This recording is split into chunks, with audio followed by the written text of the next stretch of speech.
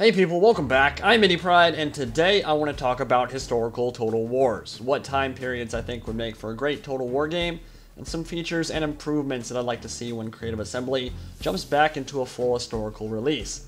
Just to give people a quick reminder, Creative Assembly is currently in full production of the next full historical title, a period of history that has never been covered before in the series. There is also a large campaign DLC in the works for either Attila or Rome 2, and there is a standalone historical Flashpoint game that will launch sometime before the next full historical title.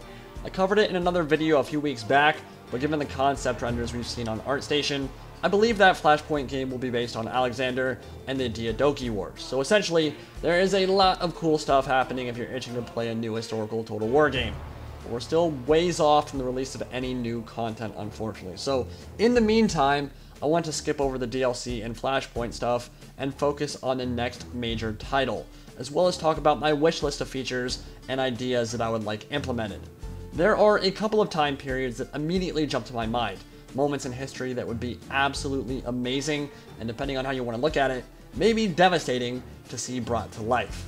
First and foremost, I want to talk about the 30 Years' War. This period of history checks a lot of the boxes players have been clamoring for in their Total War games. It is a great opportunity to represent true pike and shot warfare, and a marked shift away from the mercenary companies that characterized much of the Middle Ages and early Renaissance periods towards well-trained standing armies. Where some countries consolidated their power and burst onto the global scene as unified nations, others were torn asunder and split into many smaller chunks as rival princes bickered for control. It was a period of considerable upheaval, gigantic battles, and early modern warfare, and it was bleak and terrible, and an absolutely awful time to be in Europe, which is why I think it would make for such a great Total War game. So let's go a bit more in depth with the 30 Years' War and talk about some of the features and larger-than-life characters that would bring this brutal period of history into the spotlight. For starters, it began as a religious war between the Catholics of the Holy Roman Empire and the northern Protestant states, whose religious freedom was essentially getting crapped on by the Emperor Ferdinand II as he tried to force Catholicism on all of his domain. His Catholic representatives got thrown out of windows in what would come to be known as the Defenestration of Prague, and war began. But it wouldn't just be a fight between the bickering states of the Holy Roman Empire. Before long, war had erupted throughout most of Europe as the Danes, Swedes, French, Austria, Hungary, the Spanish Empire, and even the Ottomans and Russia joined the fray. The 30 Years' War has been cited as one of the greatest medical catastrophes in modern European history, with the entire population of the Holy Roman Empire reduced by more than 25% in less than 3 decades.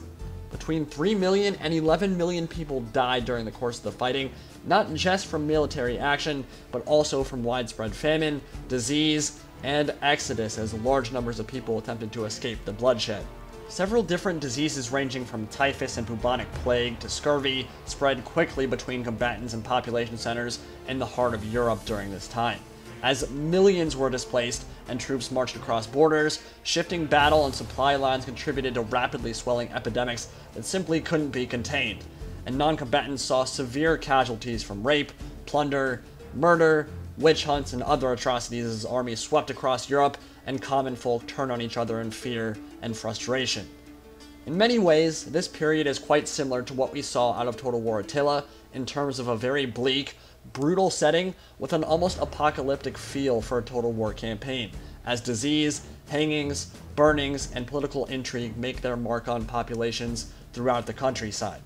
So a 30 Years' War campaign would have a lot of the deeper features that characterized Age of Charlemagne, Total War Attila, and Medieval II. Controlling disease and public order would be important, and political intrigue would be a mainstay of the campaign map as factions attempt to rush in to fill the power vacuum left by the weakening Catholic Church and papacy. War wariness would also probably be a pretty important mechanic in the later stages of the campaign. But moving past that stuff for a moment, let's talk about battles. We've never had a pike and shot Total War game before. The closest we've ever come is in late game Medieval II, which doesn't quite have the tactics or weaponry to completely and accurately depict the 30 Years' War. The famous Spanish tercio was a mighty force at this time, a form of early modern combined arms that consisted of huge squares of pikes and firearms that could protect themselves exceptionally well against cavalry charges, while also outputting tons of ranged firepower. It was also during this time that Gustavus Adolphus, the King of Sweden, brought his country to the forefront as a major power during the war and revolutionized warfare with his leadership and tactics. Often regarded as one of the greatest military commanders of all time and considered a pioneer in combined arms tactics, which is essentially just the use of multiple forms of infantry, cavalry, and artillery simultaneously to create force multipliers greater than the sum of the individual parts. He introduced light, mobile guns to the battlefield which could quickly redeploy and support weakened parts of his battle lines. His entire military strategy revolved around shallow infantry formations supported by cavalry and light artillery that could reconfigure and change battle lines and reinforce rapidly, especially when compared to the very unmaneuverable tercios and deeper formations of other standing armies. For instance, his battle lines were typically about 5 to 6 ranks deep. The Spanish tercios could be as many as 50 ranks deep, so he had a very maneuverable force. Many armies at the time essentially plopped heavy cannons down on a predetermined battlefield, and obviously that could prove very problematic when the landscape of a battle quickly changed and crews were forced to abandon their guns or were overrun. But by supplementing each cavalry and infantry block with light guns, the Swedish armies became very potent, helped in large part due to their rigorous training and solid morale. Now, whether the king was truly the main reason for the military successes Sweden enjoyed over the next few centuries or not, there is no question he left an indelible mark on the country and its military, and seeing those kind of tactics come to life in a Total War game would be incredibly cool in my opinion. It would be a great opportunity to show the shift from late Renaissance to early modern warfare. I personally feel like Fall of the Samurai has the best gunpowder gameplay of the Total War series, so modeling the gameplay off of that in terms of pacing and mechanics could be a good start. For the 30 Years' War, we'd obviously be turning the clocks back a bit, and we certainly wouldn't have anything nearly as accurate or devastating as breech-loading rifles, or god forbid Armstrong guns, but we would have the opportunity to see some pretty diverse and colorful armies equipped with some devastating firepower. Huge pike formations and squares, the ability to combine musketeers and melee infantry into single formations, heavily armored French gendarmes, Ottoman janissaries, Polish winged hussars, and some really interesting historical characters like Cardinal Richelieu would give the campaign and the battles a lot of flavor, as well as the beauty and heraldry and color characteristic of late Renaissance armies. And then you contrast that with a burning and disease campaign map with rogue witch hunters and religious wars and events that properly demonstrate the danger the average person was living in during this time, and I just think the setting could be perfect. Not to mention, we would get defenestration cinematics as pompous douches get thrown out a window, so that kind of stuff would all combine to make for a very glorious Total War game. But besides the setting, which obviously we still don't know what it's going to be yet, let's talk about features and a bit of gameplay wish list about what I want out of the next historical Total War. There's some obvious stuff I could say, like give us better AI, and yes, battle and campaign AI can always stand to be improved. It's just nowhere near as simple as it sounds. I actually do think that Total War Warhammer AI is amongst the best, if not the best, in this series. It's not good, but it's frequently competent, and comparing it to Medieval 2 AI is just apples and oranges. It is significantly improved since then, beyond a shadow of a doubt in my mind. I'd also like to see the garrison system return from Warhammer. I think that leveled up cities should definitely have powerful garrisons that can do a decent or even admirable job protecting the heart of your empire. Taking capital cities should be challenging and the capstone of a big campaign. It is incredibly disappointing, and it's happened to me in multiple campaigns and previous ones, like Rome 2, to march on Rome and see like only 2 legionary units defending the entire city. It makes absolutely no sense whatsoever. When you tech up a city, you should be also improving the garrison inside as well, significantly, not just by giving them 1 extra mob unit to throw into the meat grinder. It's way cooler in Warhammer to fight for control of Altdorf and see the AI rocking with demigriffs and a steam tank and a full stack of Empire State Troops, which of course helps a lot in covering the AI's inadequacies and ensures a fun, exciting conclusion to the campaign, especially when in comparison to something like Rome 2, where again, you attack Rome, they have 2 legionaries there. You're like, what the hell are you doing, AI? You can't, it doesn't make for a fun end to a campaign. Now again, Warhammer is not a perfect game by any means, but one thing I think they've done a solid job with, and this is something that I think will be even better in Game 2 of that trilogy, is differentiating factions and making them play in unique ways in battle and on the campaign map. I think they can use the lessons they've learned there and further differentiate factions in historical games as well. Attila did this exceptionally well with the Empire of Sands DLC, so I think they're definitely trending in the right direction. But the base game races felt incredibly copy-pasted in Attila. Something Germanic was the majority of that game, it felt like, and I really don't want that to happen again in the next historical title. It's one of the quickest ways to kill a Total War game, is have all the factions feel bland and uninspired and play very similarly, and that is definitely the feeling I got from the Germanic factions in Total War Attila. Give each faction at least one completely game-changing mechanic and a diverse, interesting unit roster that plays differently than other factions in the campaign, and we're good to go. Now, of course, you're constricted a little bit by the time frame, but there are ways to make each faction play unique in terms of on the battlefield, and that's one of the best ways to make a fun and interesting Total War game. Some people might say, but Shogun 2, but I think Shogun 2 was a bit different because the game was just so well polished and so gorgeous to look at, but the homogeneous armies didn't really subtract from the pure gameplay in my opinion. The game played and ran like a dream, really enjoyed that, so I think it's a bit different than Attila on that front. But CA has to give us real sieges back, for real. I understand what CA were trying to accomplish with sieges in Warhammer in terms of making the siege AI less idiotic. I think it succeeded, but they are simply not fun to play in terms of multiplayer ever, and are rarely fun in campaign. City layouts are copy-pasted between races, there's no room to maneuver, there's very little tactics or strategy or thought process that goes into Warhammer sieges whatsoever.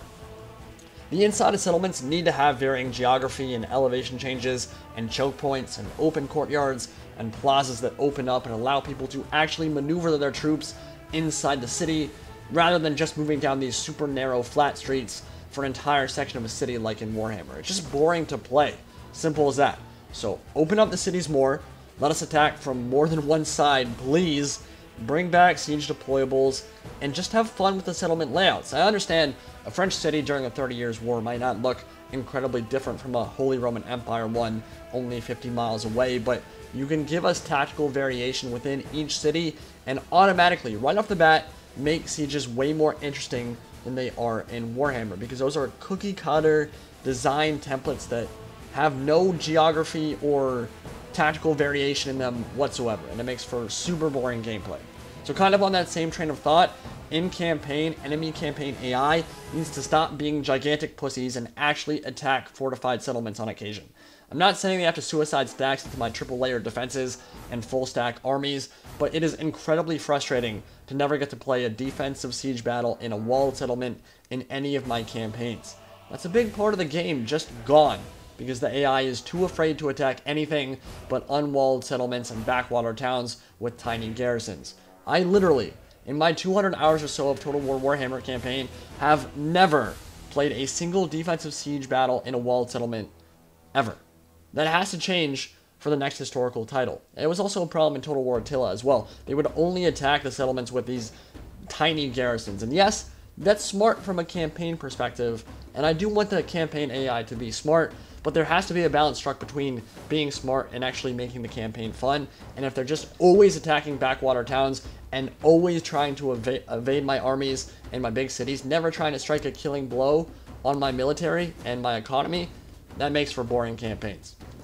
In terms of optimization, I am expecting at least on the level of Warhammer, which I think runs pretty well, especially for a Total War game.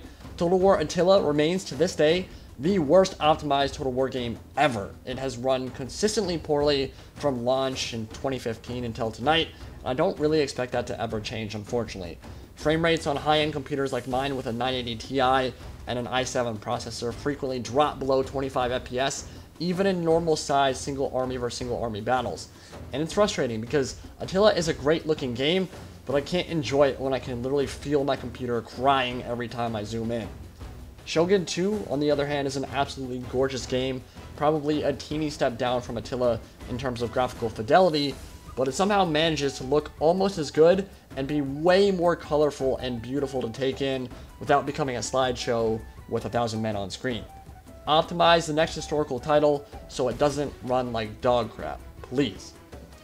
While we're on the subject of Attila, please God, never bring back that atrocious faction banner system ever again.